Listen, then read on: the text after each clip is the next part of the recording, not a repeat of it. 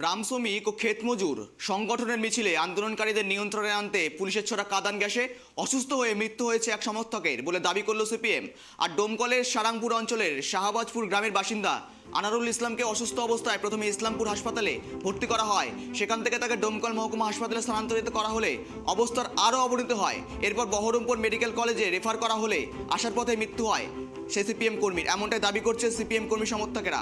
আর গতকাল আনারুল ইসলাম নামে সিপিএম কর্মী পুলিশের টিয়ার গ্যাসের ছোড়া অসুস্থ হয়ে পড়েন, আর যার জেরে ইতিমধ্যে মৃত্যু ঘটেছে বহরমপুরে মেডিকেল কলেজের আসার পথেই। আর এই সমস্ত বিষয় নিয়ে আমরা আপডেট নেব, আমাদের প্রতিনিধি ফোন কলে জুড়ে রয়েছে সাগর। সাগর, এই মুহূর্তের পরিস্থিতি কি?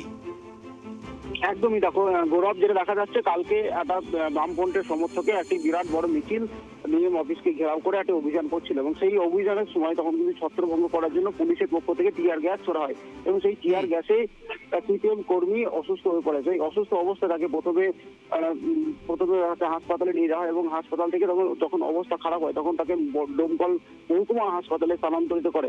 তারপর থেকে ওখান থেকেও তখন দেখা যায় ওখানে হাসপাতালে যখন হচ্ছে না তখন মেডিকেল হাসপাতালে নিয়ে আসার পথে রাত্রি 10টা নাগাদ তার মৃত্যু হয়, এরকমটা জানা গেছে। তবে পরবর্তীকালে এখন দেখা যায় সিপিএম এর যে সমর্থক আছে তারা জানাচ্ছে যে আজকে ওখানে প্রতিবাদ মিছিল একটা করার সম্ভাবনা রয়েছে।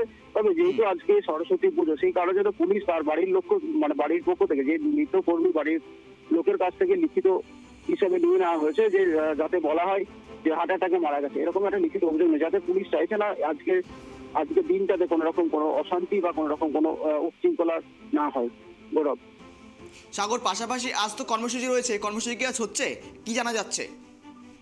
আজকের কর্মসূচি আজকে ওরা তো লিখিতভাবে কোনো রকম কোনো অভিযোগ জানায়নি, তবে একটা পক্ষে দেখা যাচ্ছে যে প্রতিবাদ মিছিল অবশ্যই ওরা করবে, যেহেতু ওদের কর্মী পুলিশের ছোড়া টিয়ার গ্যাসে মারা গেছে অসুস্থ হয়ে। সেই কারণের জন্য একটি প্রতিবাদ মিছিল করার একটা আশঙ্কা থেকে যাচ্ছে। বেশ, তোমার সমস্ত বিষয় নিয়ে আপডেট না তোমার কাছে আবারও আসবো। আপনাদের জানিয়ে রাখি, পুলিশের টিয়ার গ্যাসে সিপিএম কর্মীর মৃত্যু হয়েছে গতকাল রাতে 10টা নাগাদ বহরমপুরে। রেফার করার সময় তার মৃত্যু ঘটে। ইতিমধ্যে লাঠিচার্জ এবং টিয়ার গ্যাস ছুড়ে মিছিল ভেঙে দেওয়ার চেষ্টা করেছিল পুলিশ, এমনটাই দাবি করেছে সিপিএম কর্মী সমর্থকেরা।